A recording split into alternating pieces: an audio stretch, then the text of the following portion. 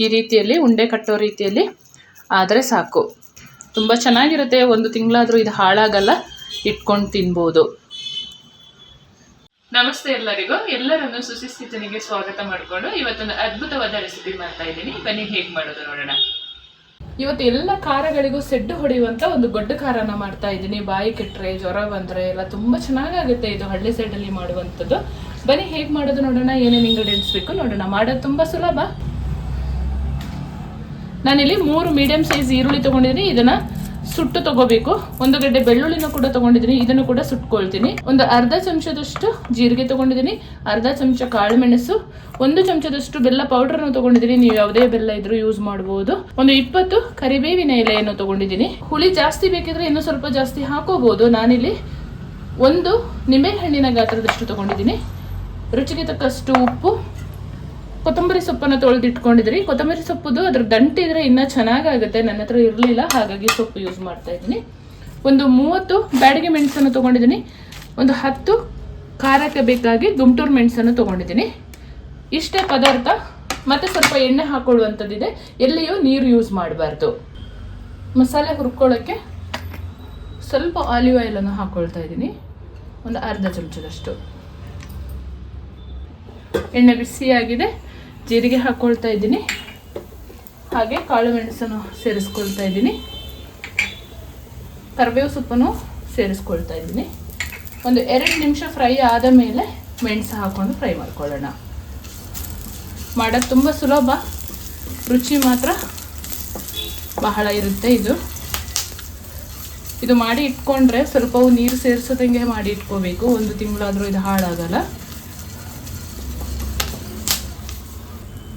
ಕೊತ್ತಂಬರಿ ಸೊಪ್ಪು ಹಾಕ್ಕೊಂಡು ಫ್ರೈ ಮಾಡ್ಕೊಳ್ಳೋಣ.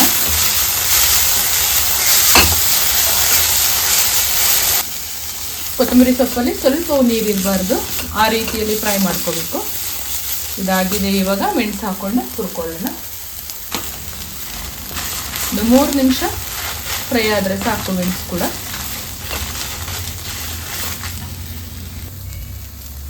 ಈ ರೀತಿಯಲ್ಲಿ ಫ್ರೈ ಆದರೆ ಸಾಕು. ಈಗ ತಣ್ಣಗಾದ್ಮೇಲೆ ಮಿಕ್ಸಿ ಮಾಡ್ಕೊಳ್ಳೋಣ. ಕಲ್ಲಲ್ಲಿ ಅರ್ದು ಮಾಡಿದರೆ ಇನ್ನೂ ತುಂಬ ಚೆನ್ನಾಗಿರುತ್ತೆ. ಮೆಣಸು ಮತ್ತು ಉಪ್ಪು ಹಾಕ್ಕೊಂಡು ಗರ್ರ ಅಂತ ಒಂದು 2 ಬಾರಿ ತಿರುಗಿಸ್ಕೊಳ್ಬೇಕು. ರುಚಿಗೆ ತಕ್ಕಷ್ಟು ಉಪ್ಪು ಸೇರಿಸ್ಕೊಳ್ತಾ ಇದ್ದೀನಿ. ಈ ರೀತಿಯಲ್ಲಿ ತರ್ತರಿಯಾಗಿ ಪೌಡ್ರ್ ಮಾಡ್ಕೋಬೇಕು. ಆಮೇಲಿಂದ ಮಿಕ್ಕಿದ ಪದಾರ್ಥ ಎಲ್ಲ ಹಾಕ್ಕೊಳ್ಳೋಣ. ಸುಟ್ಟ ಬೆಳ್ಳುಳ್ಳಿ ಮತ್ತು ಈರುಳ್ಳಿಯನ್ನು ಸೇರಿಸ್ಕೊಳ್ತಾ ಇದ್ದೀನಿ. ಬರೀ ಸಿಪ್ಪೆ ಮಾತ್ರ ತೆಗೆದ್ರೆ ಸಾಕು. ಬೆಲ್ಲದ ಪುಡಿಯನ್ನು ಸೇರಿಸ್ಕೊಂಡು 1-2 ಬಾರಿ ಗರ್ಗರ್ ಮಾಡ್ಕೊಳ್ಳೋಣ. ಆಮೇಲಿಂದ ಎಣ್ಣೆ ಹಾಕ್ಕೊಂಡ್ರೆ ಆಯಿತು. ಸ್ವಲ್ಪ ನೀರು ಸೇರಿಸೋ ಹಾಗೆ ಇಲ್ಲ. 1-2 ಬಾರಿ ಗರ್ ಮಾಡ್ಕೊಂಡು ಆದಮೇಲೆ ಸ್ಪೂನಿಂದ ಸ್ವಲ್ಪ ಕೆಳಗೆ ಮೇಲೆ ಮಾಡಿಕೊಂಡು ಮತ್ತೆ 1-2 ಸಾರಿ ಗರ್ಗರು ಮಾಡ್ಕೊಳ್ಳೋಣ. ನೋಡಿ, ಈ ರೀತಿಯಲ್ಲಿ ತರ್ತರಿಯಾಗಿ ಆಗಿದೆ. ಈಗ ಸ್ವಲ್ಪ ಎಣ್ಣೆ ಹಾಕ್ಕೊಳ್ತಾ ಇದ್ದೀನಿ. 1-2 ಟೇಬಲ್ ಸ್ಪೂನ್ ಅಷ್ಟು. ಇದು ಎಣ್ಣೆ, ನೀರಲ್ಲ, ಕನ್ಫ್ಯೂಸ್ ಮಾಡ್ಕೋಬೇಡಿ. ಉಂಡೆ ಕಟ್ಟುವ ರೀತಿಯಲ್ಲಿ ರುಬ್ಕೊಳ್ಳೋಣ. ಈ ರೀತಿಯಲ್ಲಿ ತರ್ತರಿಯಾಗಿ ರುಬ್ಕೋಬೇಕು. ನೋಡಿ, ಉಂಡೆ ಕಟ್ಟುವ ಹದದಲ್ಲಿದ್ದರೆ ಸಾಕು.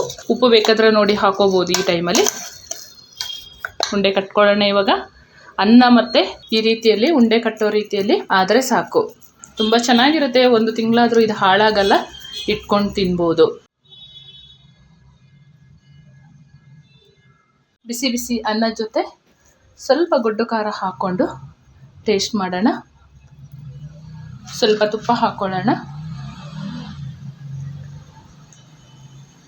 ತುಂಬ ಅದ್ಭುತವಾಗಿರುತ್ತೆ. ಒಂದ್ಸಲ ಟ್ರೈ ಮಾಡಿ ನೀವು. ಪಟಪಟ ಅಂತ 5 ನಿಮಿಷಕ್ಕೆ ಮಾಡಿಕೊಳ್ಳುವಂಥ ಎಲ್ಲ ಖಾರಗಳಿಗೂ ಸೆಡ್ಡು ಹೊಡೆಯುವಂಥ ಗೊಡ್ಡು ಖಾರ.